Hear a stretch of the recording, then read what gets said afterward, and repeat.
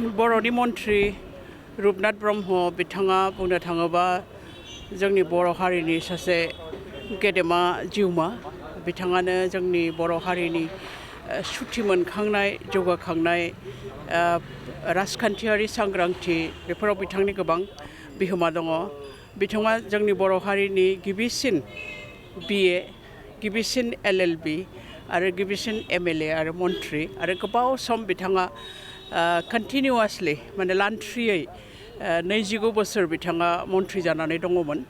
थैजासे बिथाङा माने थैनाय समावबो बिथाङा MP मोन।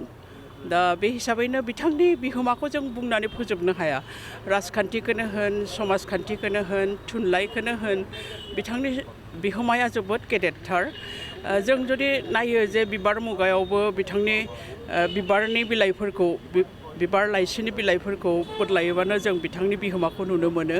बिथाङा बे समाव गोबां खन्थाइ बेबायदिनो एकदम गिलिर गिलिर रायथाइ बेफोरबादिखौ लिरलांदों आरो आं सानो बिथांनि जिउ आरो सोरजिनि सायाव जोंनि बर' हारिया मोजाङै सावरायनांगौ दङ, मोजाङै इभेलुवेट खालामनांगौ दङ, मुल्याङ्कन खालामनांगौ दङ होननानै आं सानो।